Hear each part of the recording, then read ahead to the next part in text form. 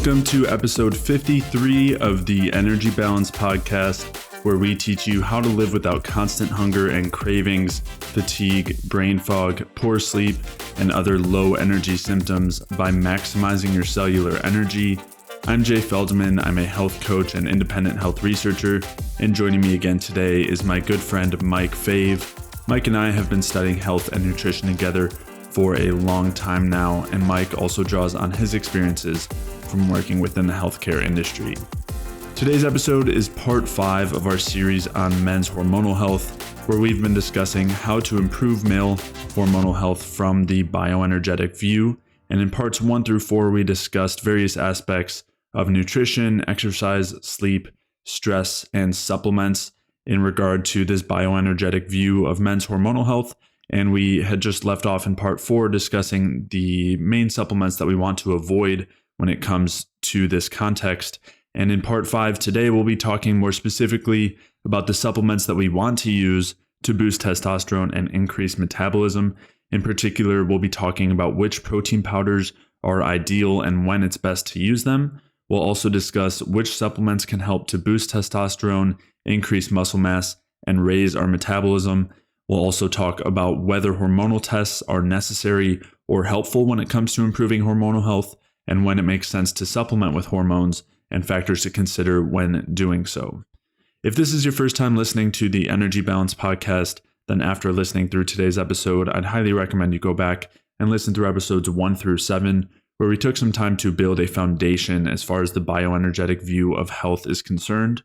To check out the show notes for today's episode, you can head over to jfeldmanwellness.com/podcast, where I'll be linking to the studies and articles and anything else that we discuss or reference throughout today's episode. And if you are struggling with any of the hormonal symptoms that we've been discussing throughout this men's hormonal health series, whether that's low libido or trouble putting on muscle mass or trouble losing body fat or any other reproductive or hormone related symptoms, and if you're maybe not sure where to begin, where to jump in after listening through the first few episodes of the series, or you're unsure how to apply this information, or maybe you have started implementing some of these ideas, but you aren't sure where to go next, or you've hit some obstacles in the road, then head over to jfeldmanwellness.com/call, where you can sign up for a free call with me, where I'd be happy to help offer some suggestions and discuss your situation with you so that you can improve your hormonal health. So again, to sign up for that free call, you can head over to jfeldmanwellness.com/call.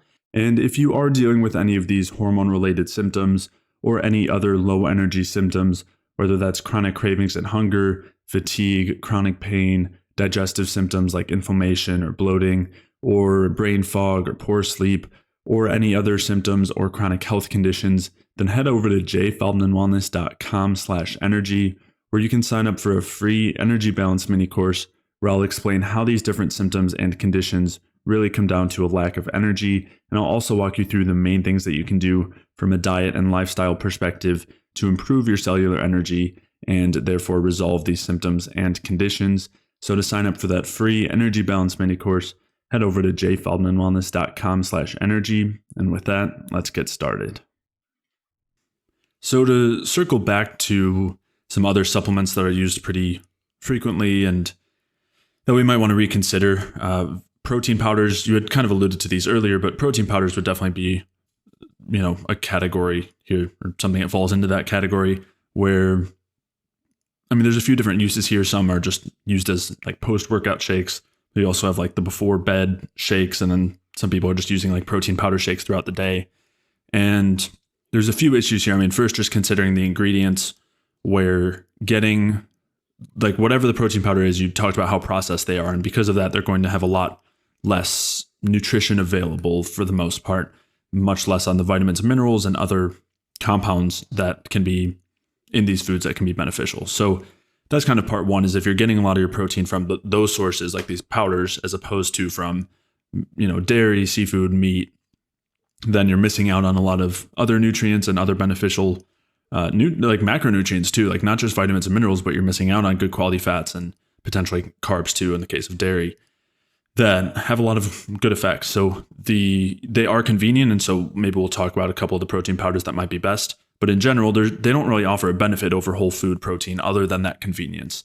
And the other thing too is that the time, people get really obsessed with the timing, but in reality, the timing doesn't matter too much as long as you're eating regularly throughout the day, getting enough protein overall, and not waiting too long after working out to eat, which I think most people wouldn't naturally anyway, because most people are pretty hungry when they're done working out. So considering that you don't need to force the protein in this particular window, it doesn't have to be within 30 minutes necessarily. It doesn't have to be as you're walking out of the gym. Considering that, I mean, it just makes more sense in most cases to have real food, and there becomes less of a need for the protein from the convenience standpoint. But from that convenience standpoint, I would say that there are some protein powders that are better than others. We talk a lot about collagen protein powder being beneficial, and it is as a convenient protein source, but it's not going to have the same like anabolic protein effects as some other protein powders due to the type of amino acids in there. They have a lot of those anti-inflammatory amino acids, but those aren't as growth focused. So as far as the protein powders that would be okay outside of collagen, you could look into, I guess I would probably lean towards whey, or maybe a combination of whey and casein. As you mentioned, I would probably stay away from the plant protein powders, which I remember when I was first looking into getting protein powders when I was first starting to work out.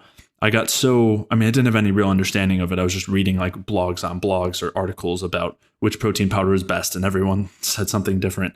And I remember I really got caught up on hemp protein. Like that was going to be the protein powder I got. And I went and talked with some personal trainer, and he was like, just get whey. Like just use whey protein. Like this doesn't matter. Just use whey protein. And I think it was probably the best thing that could have been said there. Because those plant protein powders tend not to be very bioavailable.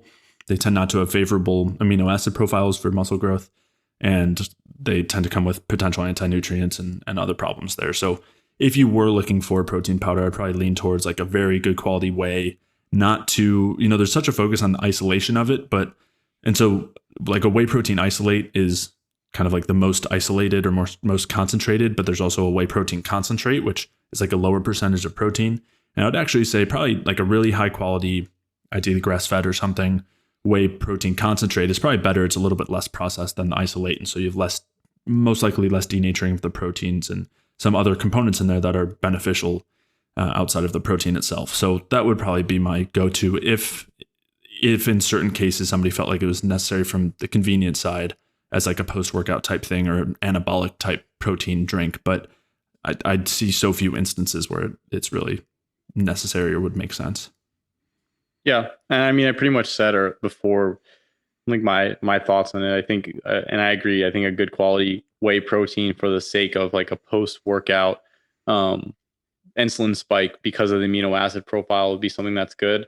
And then as far as like a casein protein or something like that, which is the other option here, I would say and people usually, or bodybuilders or fitness people tend to take casein at night because it's slowly digesting.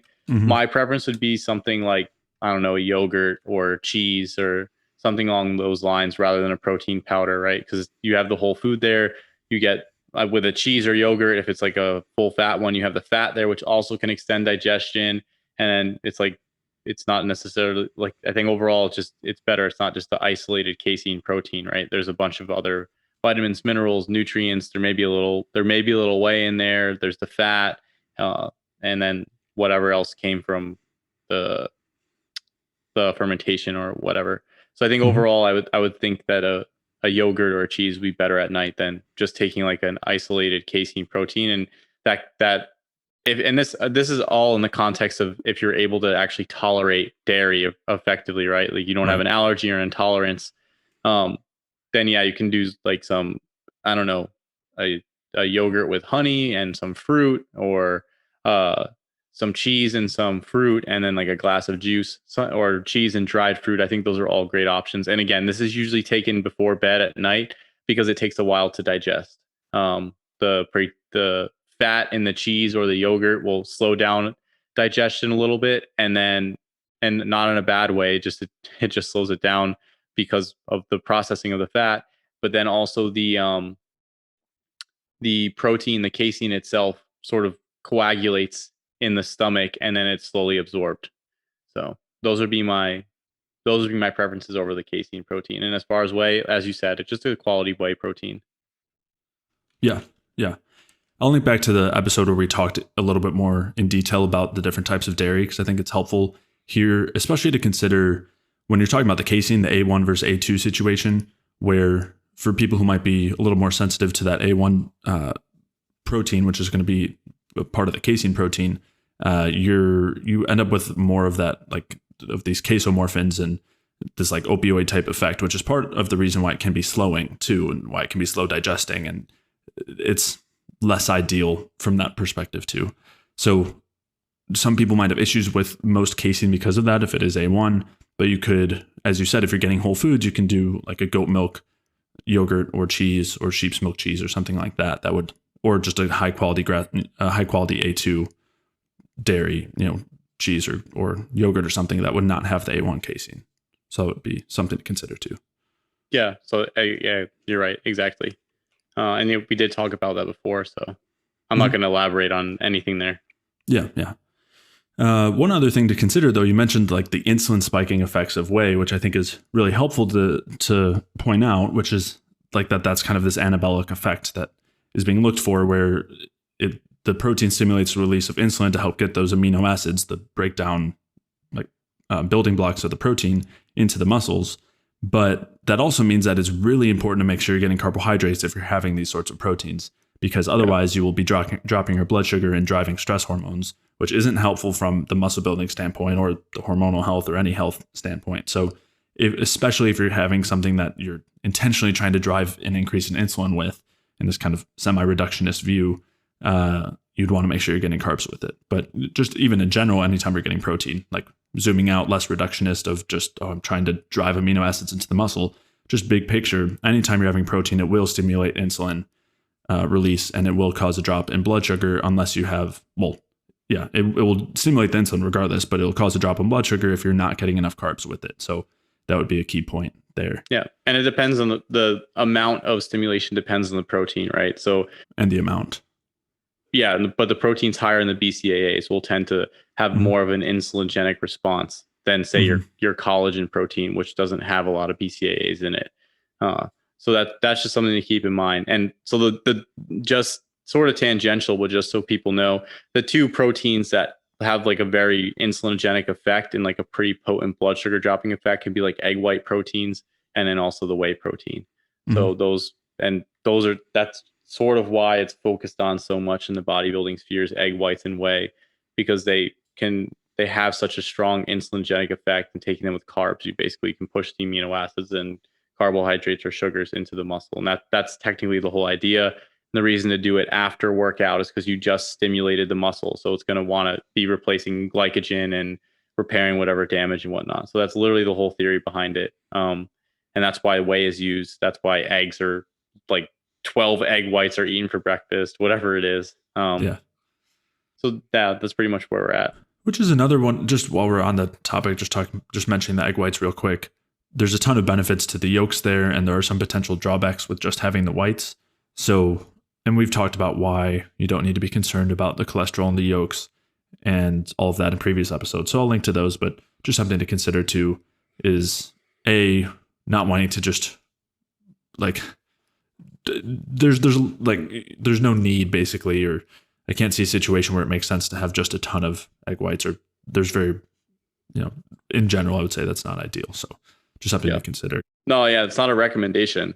Yeah. It can deplete biotin and well, that's raw, but yeah, that's not a recommendation to go slam egg whites, or eat a whole bunch of raw egg whites. It's just the rationale behind these things, and I don't think it's 100% that, like, I think eggs are great, but I don't think you need to like only 2 egg yolks and then like 20 egg whites or 12 egg whites or however many ridiculous, whatever the number is. I don't think it's necessary. So, right. Yeah. So before we talk about some of the supplements that are really helpful for improving hormonal health and everything that comes with that, body composition wise and hormone or libido wise, everything else, reproductive related. There's one other supplement that's used very commonly, or it's very popular, not only for men's hormonal health, but just in general. But it's one of those that's always included with the when they have like those supplement packages with a bunch of different pills in there, they always include fish oil. And so it's just worth mentioning that when we've talked about this so many times, but fish oil is not ideal long term. It has some short term anti-inflammatory effects, which are where these ideas come from, that it has all these benefits. But there's a lot of research now showing that it does not have a lot of the benefits that, it's said to have had as far as heart disease goes and all these other conditions and issues. And it does cause a lot of problems long term. And we've talked about how it has immunosuppressive effects. And that's kind of the mechanism that it has some anti-inflammatory effects. There's some others too.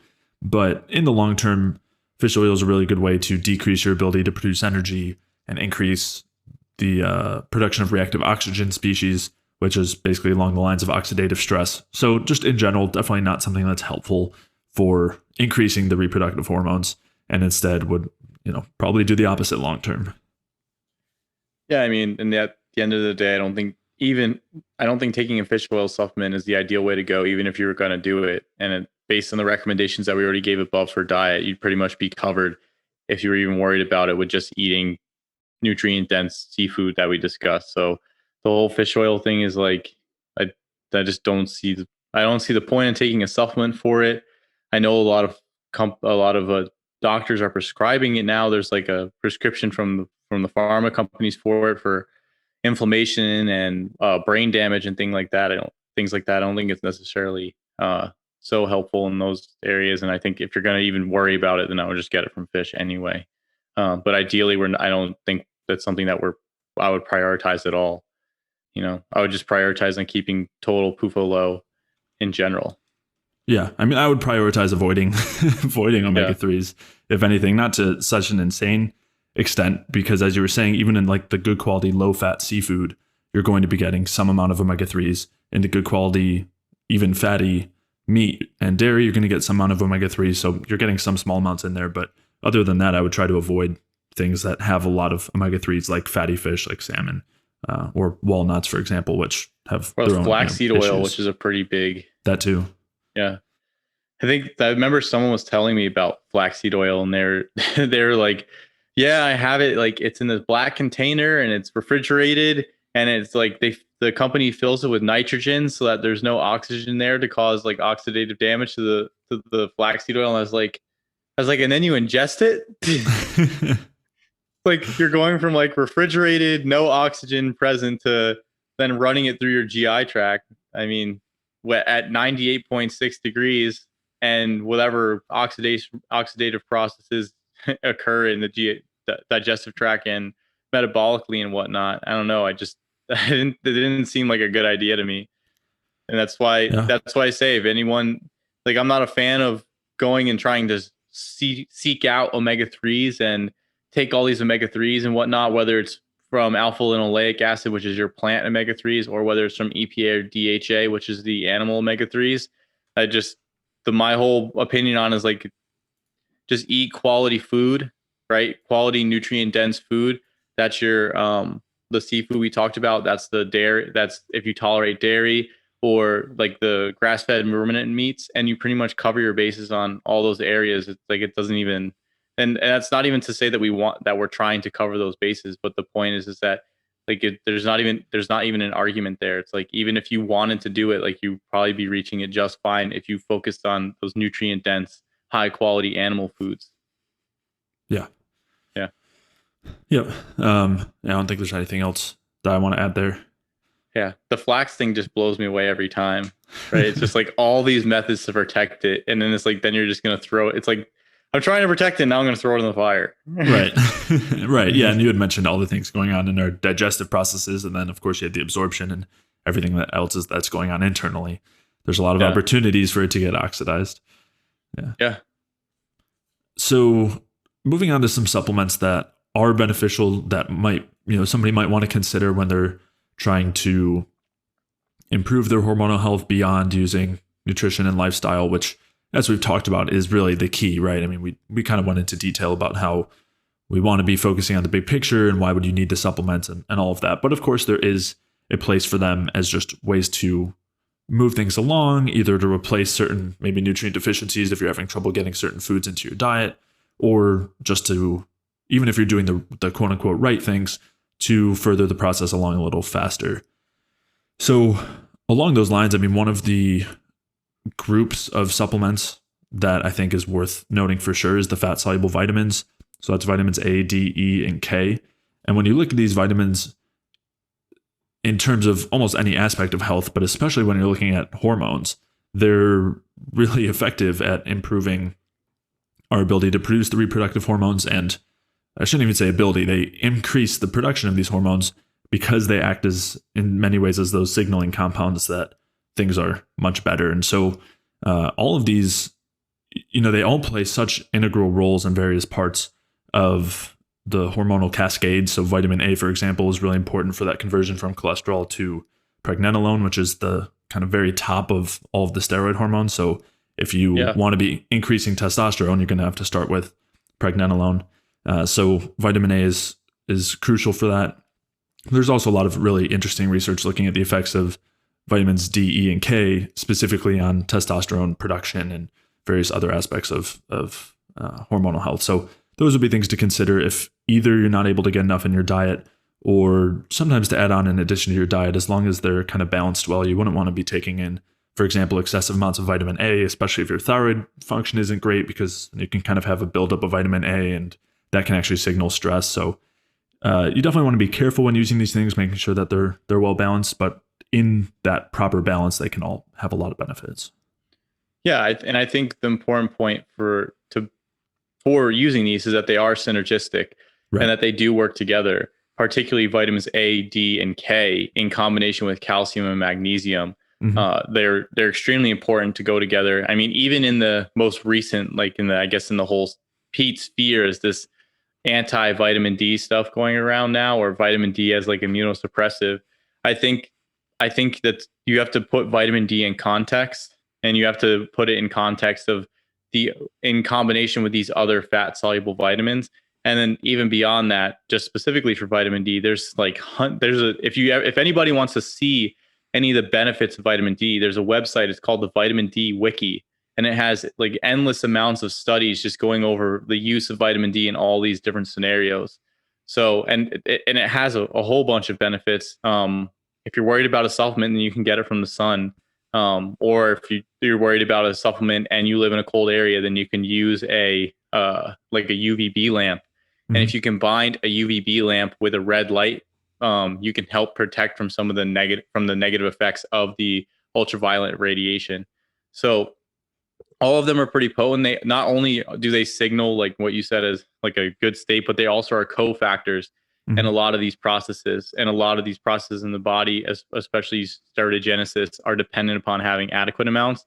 And then in the case of vitamin E actually protects against damage from other factors like an excess of omega-6 or it protects to some extent from an excess of omega-6 or an excess of omega-3. Mm-hmm. So it's really important to you want to make sure that you're getting all your adequate fat soluble vitamins, and you want to make sure you're getting adequate minerals with them, calcium and magnesium. And you can get that they can be achieved from the diet with the exception of vitamin D. But you can also supplement them in, sensible quantities, I guess. You don't have to take ridiculous amounts. Like there's I know there's studies on the forum, or there's studies here and there of using like really high doses of vitamin K, but even like, just to keep in mind for people, 1 milligram of vitamin K2, MK4 is like a ridiculous amount of what would be normally consumed in a diet. So, I think they're all important. I think that they're synergistic, and I think that they have multiple beneficial functions, and it's not to ignore that they all work together. Mm-hmm. Yep. And just real quick, also to mention foods that are generally rich in these things. I mean, for the most part, you'd be looking at liver as that main source of vitamin A. And then for vitamin K and E, you're finding those basically anytime you're finding healthy fats, whether that's dairy or beef or, other ruminant animals or anything like that. Yeah. Yeah. Or like you can have some of the plant fats are good for vitamin E. That would be like your olive oil or but palm something oil. To keep in mind with any of the nuts or any of the vegetable oils that say they have a high vitamin E content, the vitamin E content is canceled out by the polyunsaturated fat content.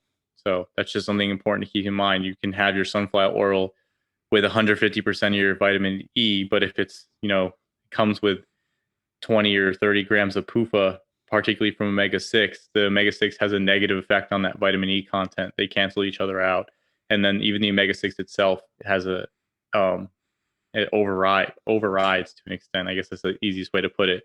Mm-hmm. The positive effects of the vitamin E. Vitamin E is not completely able to protect against it. So yeah. Another aspect of these fat soluble vitamins and some of the other things we'll be talking about as well is improving liver health, which we talked about is basically the main area where we're going to be detoxing estrogen through. So just another reason why we'd want to make sure that we're getting enough of these vitamins is to support liver health.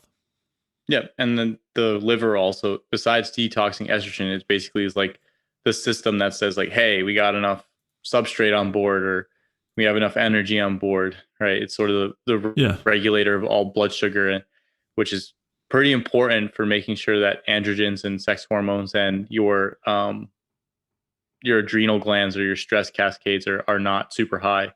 The liver basically is signaling all that and then breaking down the excess stress hormones and basically spitting them out through either the urine or the bile acids. I think for estrogen, it's mainly through the bile acids, so the stool. Mm-hmm. Yep, absolutely. And I think we might have mentioned this in the previous episode where we were talking about how to decrease estrogen, but anything that's going to support liver health will help to do that. So coffee and caffeine would be another one. Another one there would be BCAAs, which are not only helpful for supporting liver health, but are also helpful for supporting protein synthesis, which is, of course, helpful for building muscle, which is something we've been talking about as well. So that's another area that you could supplement if you want to supplement with BCAAs, especially if you're having trouble getting solid protein in due to convenience or availability or something. Yeah. They don't tend to be something that I recommend often, just because I think if you're eating good quality food, you should be able to get enough protein and enough of those amino acids, but it is an area that can be helpful to supplement. Yeah. BCAAs, it's extremely easy to get enough BCAAs. And that's just that's from steak, that's from chicken, that's from fish, that's from any type of animal source of protein, eggs. Mm-hmm. The only one that's really kind of limited on that is the collagen protein. Right. That doesn't really have much branched chain amino acids. So it's pretty important to get enough protein for the liver. The other thing is, besides BCAAs, there's other amino acids that are pretty potent for liver health and that also have a positive effect on androgens, and that's or sex hormones in general. Mm-hmm. And also it has a positive effect on absorption and utilization of fat soluble vitamins, and it's taurine and glycine. Mm-hmm. So those two amino acids are also pretty powerful. And just so people get a sense of, like, these amino acids have been used like in pharmacologically. For example, BCAAs have been used in patients with liver failure or with cirrhosis of the liver to help basically regenerate it. And then the other thing that's important in this is adequate B vitamins and adequate there's other amino acids that are helpful for donating methyl groups for methylation in the liver to process different foods like fats. So there's choline and methionine and cysteine, which basically from the peat perspective or from some of the research as well, they can have some anti-metabolic or anti-life extension components. That's what they showed in some of the rat studies.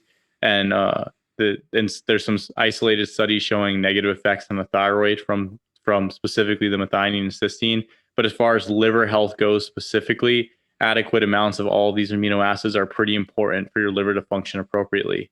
So I think for at least on my end, I tend to prefer that people eat adequate protein and don't do the whole restriction thing for protein for lifespan extension or anything like that, especially because we haven't seen it in humans. We've kind of only seen it in the rodent studies. And we've also talked about some of the reasons why some of the life extension by caloric restriction and whatnot isn't necessarily an ideal model.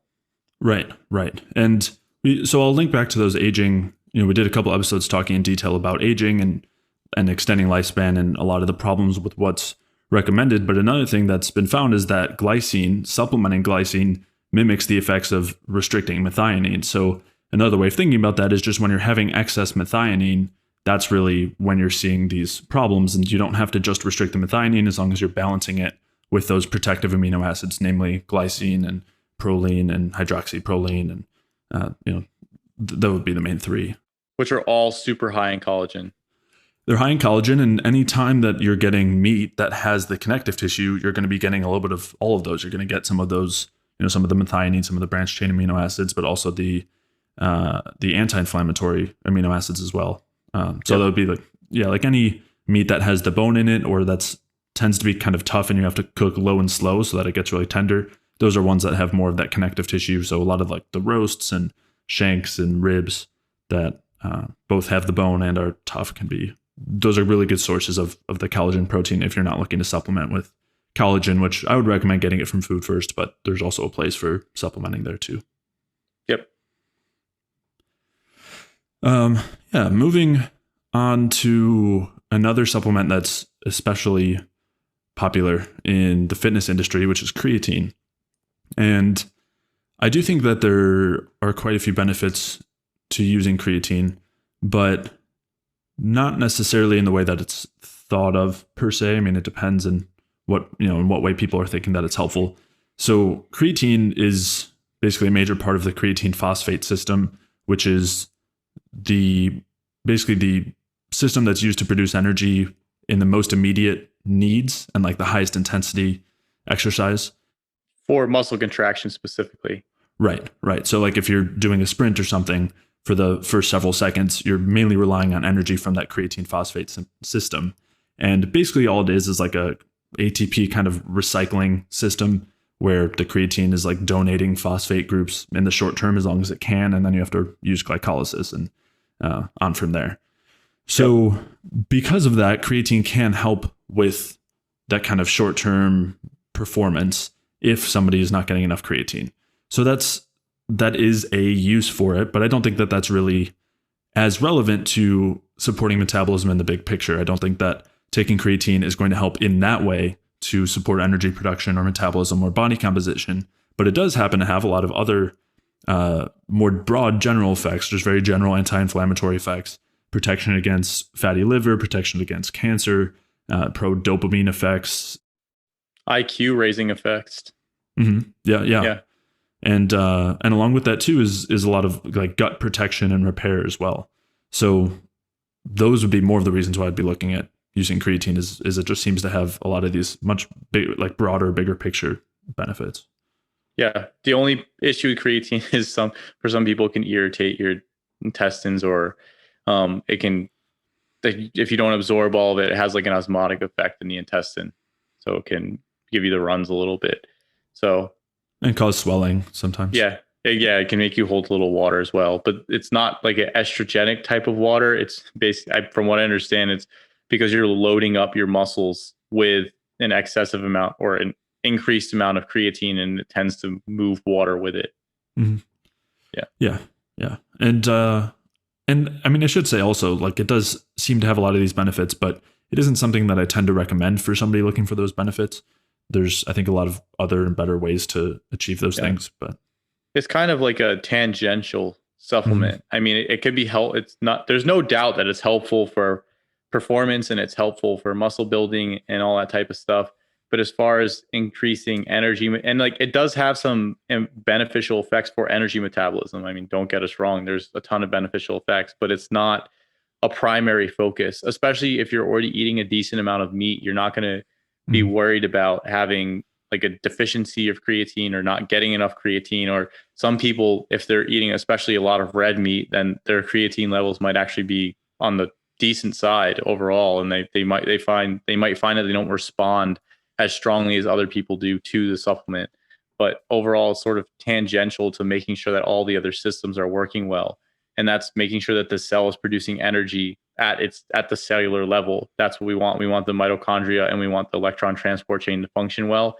And then at the liver level, we want to make sure that the liver has all the components that it needs to be able to detoxify everything that it has and also regulate blood sugar appropriately. And then at the testicular level, we also want to make sure we have we need to have adequate cholesterol. We have all the precursors to process that cholesterol into the sex steroids. And then we also don't have any inhibiting factors like an excessive amount of unsaturated fatty acids in the testicular structure, impairing the production of testosterone and the androgens overall. So it's kind of those are the key as far as specifically related to androgen production. Those are the key areas to really focus on. What's going on in a cell, what's going on in the liver, what's going on in the testicles. But as an extract or an extension of that is like if your gut health is poor and whatnot, then you're obviously going to have issues at the liver. So it starts to, when you start to put all the pieces together, it's still really the whole system. But these are like all the specific strategies that target these different areas of in semi-reductionistic, but also reductionism with it of the pathway within the overall picture. So that's kind of where we're hitting it at from here. You want to make sure the liver and the liver gut working well. What's going on at the testicles is, they have everything that they need and not being impaired, and making sure that the body overall, its energetic state is doing pretty great. And I think we see that in some of the other spheres, right? Where like other, I guess, health spheres or health areas like paleo or some of these other areas where people they want to make sure they have these extremely nutrient dense diets and they hit all these targets, and then they want to be low carb.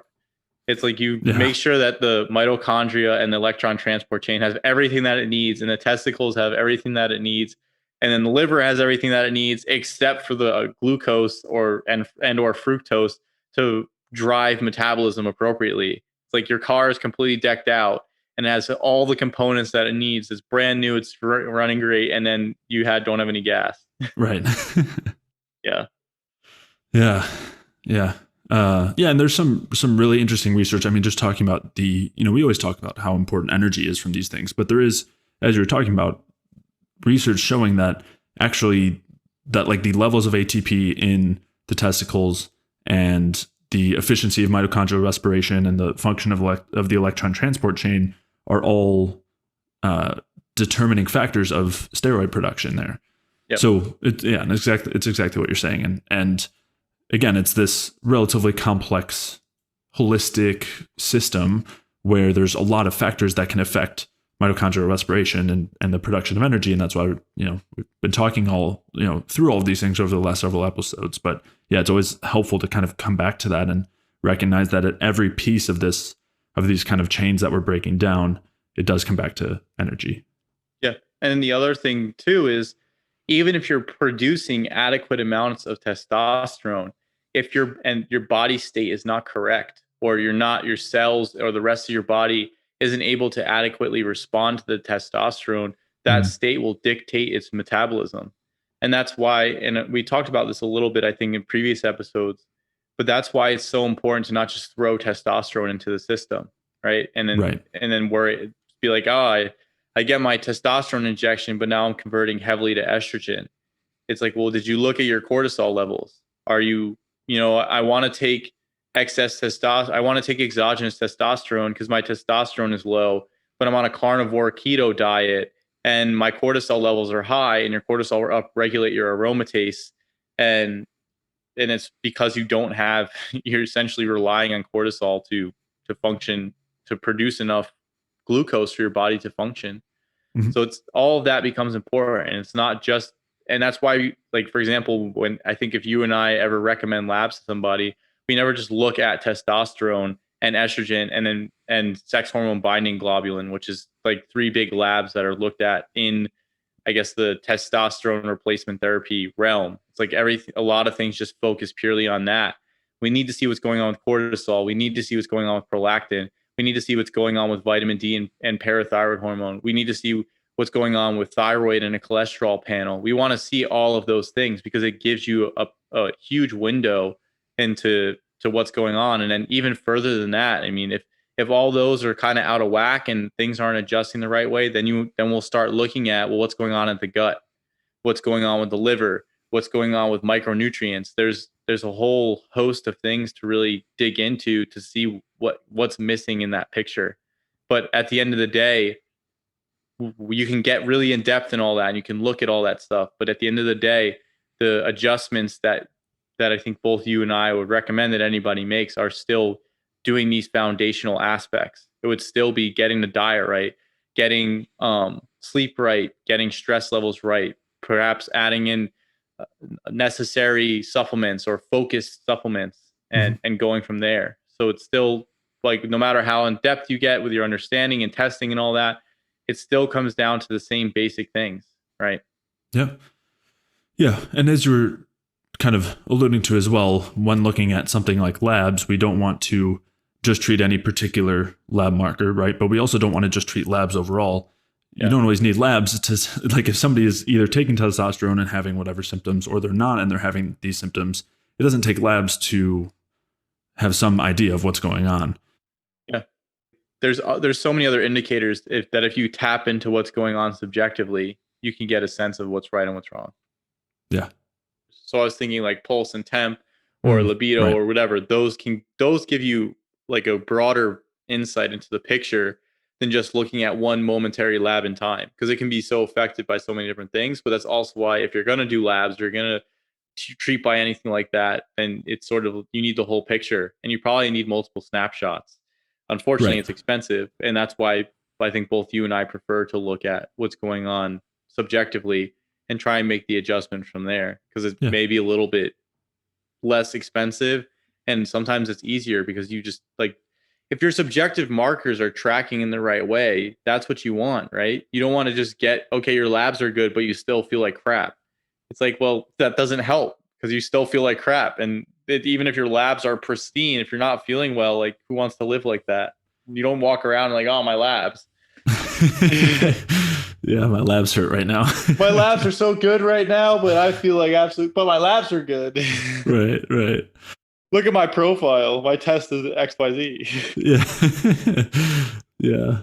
Oh man, this reminds me of, I don't know. I mean, there's a lot of, with like social media and how everything's moving to online, there's so many like funny jokes about, I don't know, there's like a show about this where you have people walking around and they're like showing a picture of themselves on their phone, and they're like, look at how hot I am, right?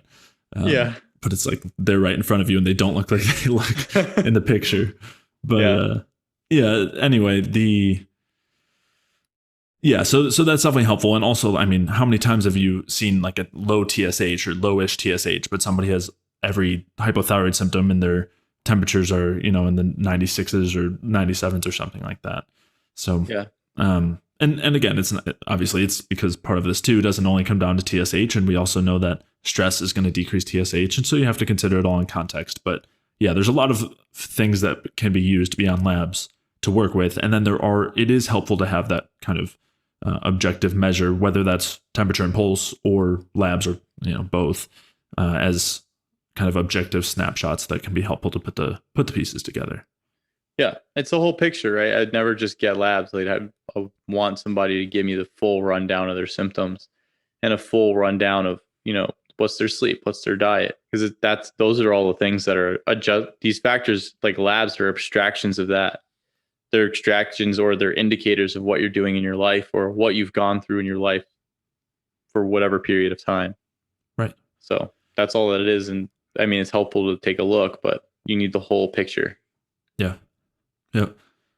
And so in talking about some of the hormones we were referencing, whether it's testosterone or otherwise, I do think it's worth talking at least a little bit about some of the specifics as far as at least what we think would be a good approach to the supplementary hormones, where, I mean, my preference would be to focus on the biggest picture, broadest kind of, when you're looking at the umbrella of the hormones, like starting at the top, because as we're kind of alluding to, it's when you just are focusing on one particular pathway and one particular hormone, or and just trying to increase that one thing, like as you said, testosterone, you just try to add testosterone onto a system that isn't ready for it, you end up driving stress further. And then, as you mentioned, there's also going to be a lot of aromatization of, converting that testosterone to estrogen.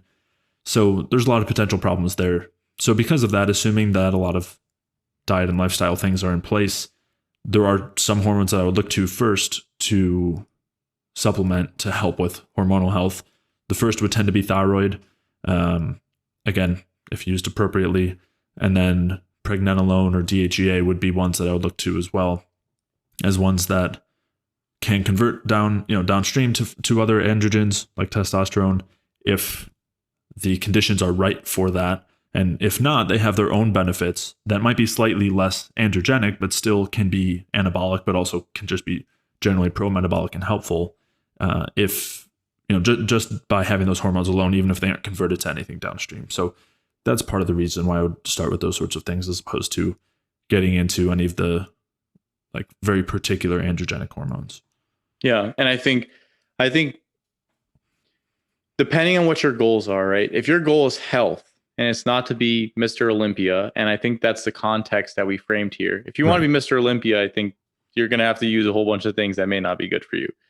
I think that's very likely. Maybe not, but I think that's likely. So, but in the context of health, I think staying away from a lot of the synthetic steroids, even like is probably priority number one, like the synthetic androgen derivatives, like especially like ridiculous ones like trenbolone or anything like that.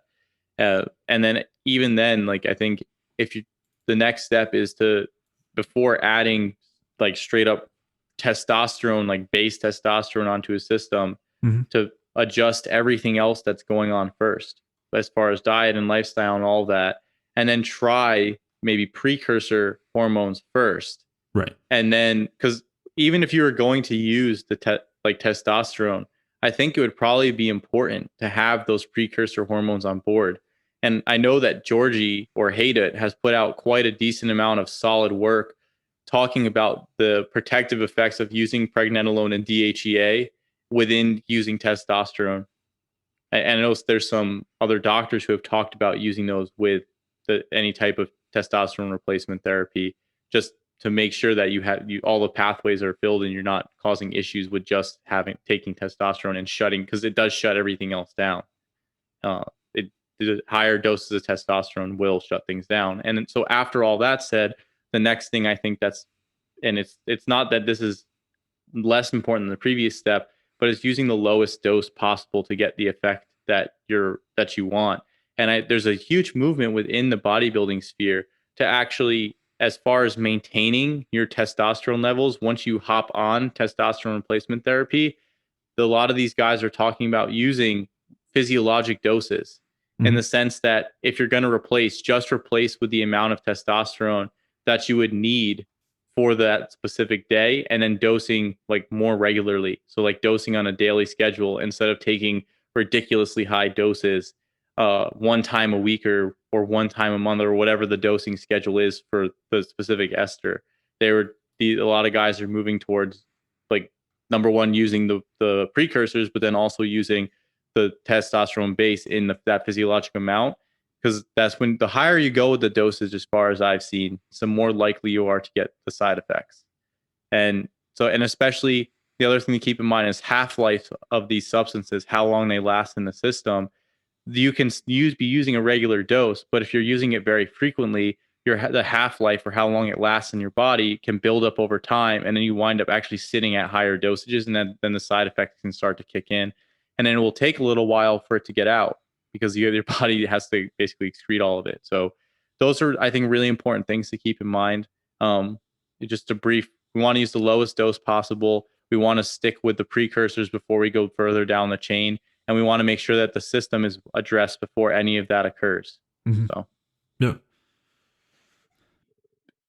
Like there's benefits to using these hormones. Neither of us are denying that there's benefits with using something like testosterone, or even DHT, or even progesterone, or whatever. It's just, there's a way that I think it has to be done appropriately and then safely. And I think that when people hear Ray talk, or they listen to Ray talk, Ray is like, everything he does is out of extreme caution. Well, to a large extent, I think because he's already gone through and played with things, and a lot of us are just getting to. And I think he's seen, like, he tries some things, they feel good, and then they have bad effects, whatever it is. And it's sort of like trying to minimize risk for yourself, right? Because while some of these things can be extremely helpful, some of them are also pretty powerful, and you can really cause some issues for yourself, right? So you don't want to be making yourself extremely worse.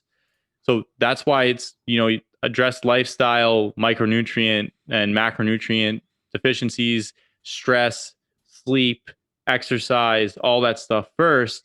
And then you can start building on with if that stuff isn't working yet, then you can start looking at, okay, thyroid hormone, And then you can start looking at, the precursor hormones, DHEA, pregnenolone. And then after that, maybe you can look at, depending on where you are, like a very low dose testosterone, low dose meaning within physiologic levels, and then maybe like extremely low dose DHT or something like that. And I'm not promoting any of those things. I'm just saying that's the clinical course that I would look at, or that's the supplemental course I would look at with things, rather than just hopping right on TRT. I would really want to make sure the state and the system and everything was in line first, and then slowly build and roll up to it.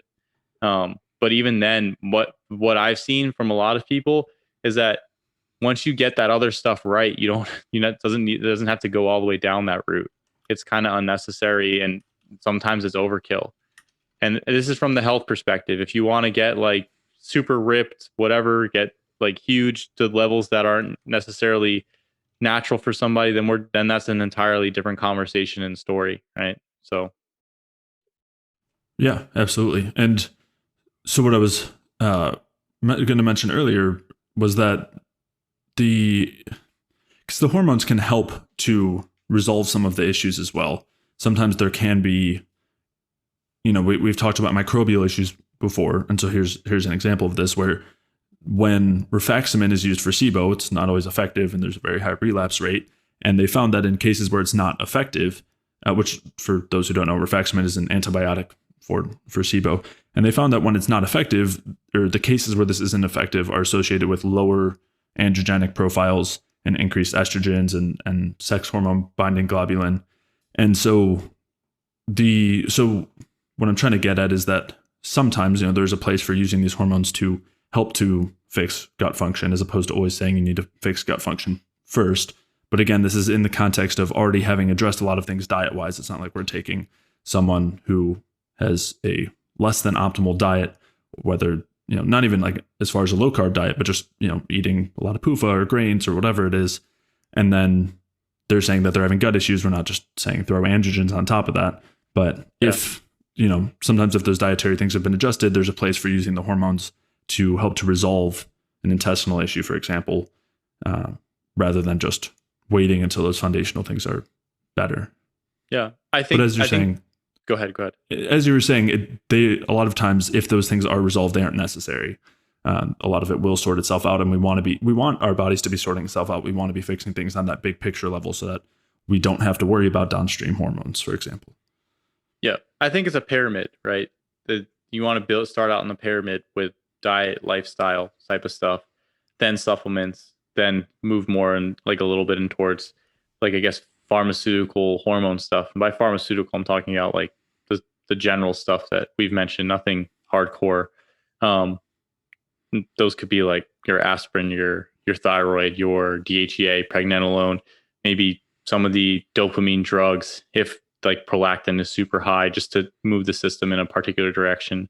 And then after that, you start getting into like the harder stuff, which is your testosterone, DHT, things in those areas that are like really potent and move the system pretty strongly.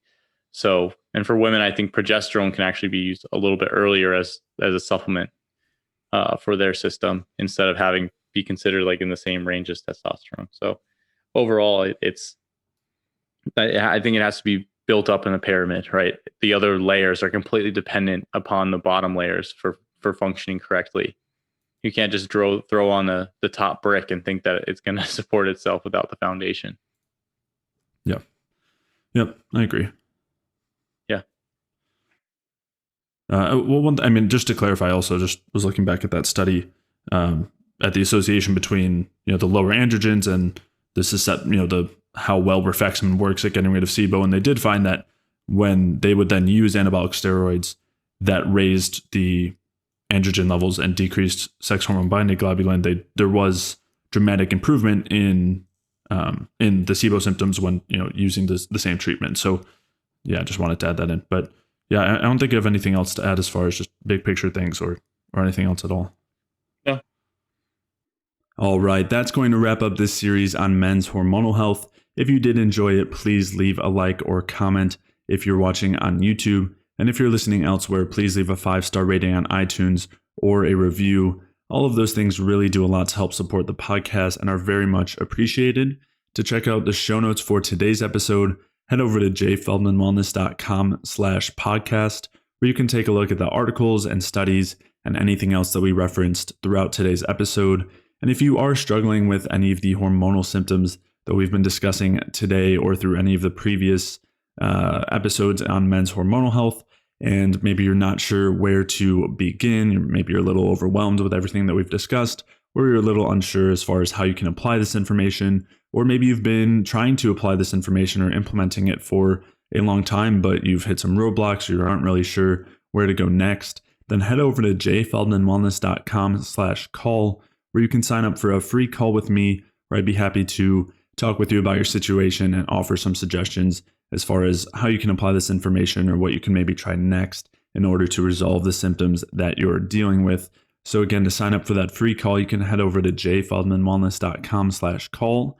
And if you are dealing with any of these symptoms or any other low energy symptoms, whether that's chronic cravings and hunger, fatigue, chronic pain, poor sleep, digestive symptoms, brain fog, or any other low energy symptoms or chronic health conditions, then head over to jfeldmanwellness.com/energy, where you can sign up for a free energy balance mini course where I will walk you through the main things that you can do from a diet and lifestyle perspective to improve your cellular energy. And I'll also explain why this is the key to resolving these symptoms and conditions. So to sign up for that free energy balance mini course, head over to jfeldmanwellness.com/energy. And with that, I'll see you in the next episode.